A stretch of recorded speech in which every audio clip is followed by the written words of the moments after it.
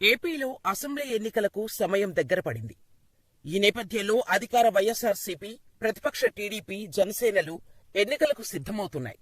ముఖ్యంగా CM YS Jaganmohan Reddy 175 స్థానాల్లో గెలుపే లక్ష్యంగా వ్యూహాలు రచిస్తున్నారు.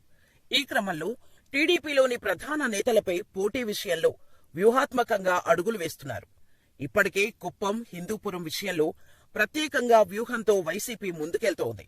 ఇదే సమయంలో మంగళగిరిలో నారా లోకేష్ ను ఓడించేందుకు ప్రత్యేకంగా ఫోకస్ పెట్టింది.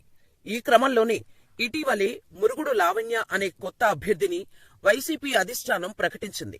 తాజాగా అసలు ఈమె ఎవరు అనే చర్చలు జరుగుతున్నాయి. మరి ఆమె బ్యాక్గ్రౌండ్ ఏమిటో ఇప్పుడు తెలుసుకుందాం. త్వరలో జరగనున్న అసెంబ్లీ ఎన్నికల్లో గెలిపే లక్ష్యంగా వైఎస్ఆర్సీపీ, ఆ పార్టీ అధినేత సీఎం వైఎస్ జగన్మోహన్ రెడ్డి ప్రణాళికలను రచిస్తున్నారు. 175 స్థానాల్లో గెలుపే లక్ష్యంగా ఎన్నికల వ్యూహాలను సిద్ధం చేశారు.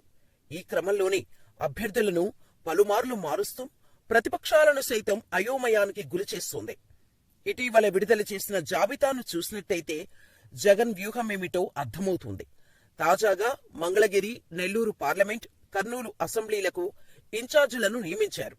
ఇందులో మంగళగిరి నుంచి మురుగడ లావణ్యను సమన్వయకర్తగా నియమితులయ్యారు. 2024లో మాజీ మంత్రి, టీడీపీ జాతీయ ప్రధాన కార్యదర్శి నారా లోకేష్ ను ఢీకొట్టి ఈ మురుగుడు లావణ్య ఎవరా, ఈమె బ్యాక్గ్రౌండ్ ఏమిటా అనే విషయాలపై చాలా మంది ఆసక్తి చూపిస్తున్నారు. ఇక మురుగుడు లావణ్య విషయానికి వస్తే ఆమె మాజీ ఎమ్మెల్యే కాండ్రు కమల కుమార్తె. అంతేకాక మాజీ మంత్రి, ప్రస్తుత ఎమ్మెల్సీ మురుగుడు హనుమంతరావు కోడలు. ఇక కాండ్రు కమలకు దివంగత మహానేత డాక్టర్ వైఎస్ఆర్ కుటుంబంతో సన్నిహిత సంబంధాలు ఉన్నాయి.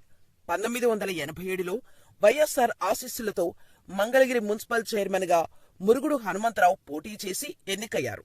అలాగే ఆయన 1999 నుంచి 2004 వరకు ఎమ్మెల్యేగా పనిచేశారు. 2004లో మరోసారి ఎమ్మెల్యేగా గెలుపొంది వైఎస్ఆర్ క్యాబినెట్లో మంత్రిగా పనిచేశారు. అనంతరం ప్రస్తుతం ఎమ్మెల్సీగా ఎథిక్స్ కమిటీ చైర్మన్ గా ఉన్నారు. మురుగుడు లావణ్య తల్లి కాండ్రు కమల విషయానికి వస్తే ఆమె 2004 నుంచి 2009 వరకు మంగళగిరి మున్సిపల్ చైర్పర్సన్ గా పనిచేశారు. కాంగ్రెస్ పార్టీ నుంచి ఎమ్మెల్యేగా విజయం సాధించారు. అనంతరం టీటీడీ బోర్డు మెంబర్ గా పనిచేశారు. అలా మొత్తంగా లావణ్యకు అటు పుట్టిల్లు, ఇటు అత్తగారి ఇల్లు రాజకీయ నేపథ్యం కలిగింది. అలాగే ఈ రెండు కుటుంబాలకు మంగళగిరిలో మంచి పేరుంది. మొత్తంగా మరోసారి లోకేష్ ను ఓడించేందుకు లావణ్యను వైఎస్ఆర్సీపీ బరిలో నిలిపింది. ఇకపోతే ఏపీలో ఎన్నికలు రసవత్తరంగా ఉన్నాయి. సమ్మర్ ఇంకా రాలేదు, కానీ ఆ వేడికి ఏమాత్రం తగ్గకుండా ఏపీ ఎన్నికల హీట్ మాత్రం కొనసాగుతోంది. ఇదే సమయంలో వచ్చే ఎన్నికల్లో మరోసారి అధికారంలోకి రావాలని వైఎస్ఆర్సీపీ వ్యూహాలు రచిస్తుంది. ఇదే సమయంలో సీఎం జగన్ గెలుపును ఆపాలనే ప్రతిపక్ష టీడీపీ, జనసేన విశ్వ ప్రయత్నాలు చేస్తుంది.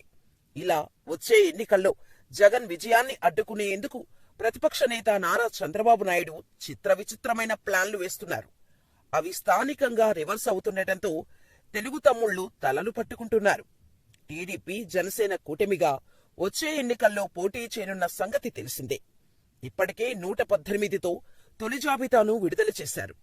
ఈ ఉమ్మడి అభ్యర్థుల ప్రకటనతో చాలా చోట్ల అసమ్మతి సెగలు రేగాయి. జనసేన కేవలం 24 స్థానాల్లోనే పోటీ చేయనుండటంతో ఆ పార్టీ కార్యకర్తలు, కాపు సంఘ నేతలు తీవ్ర అసంతృప్తితో ఉన్నారు. ఇవేమీ పట్టించుకుని చంద్రబాబు నాయుడు కొత్త ప్లాను అమలు చేస్తున్నాడు. రాజకీయ విలువలను గంగలో కలిపి ఇష్టానురీతిగా అభ్యర్థులను ఎంపిక చేస్తున్నారని టాక్ వినిపిస్తోంది. అలాగే ఎలాగైనా సీఎం జగన్ విజయాన్ని అడ్డుకోవాలని ఆలోచనలు చాలా చిత్రమైన వ్యూహాలు రచిస్తున్నారని టాక్.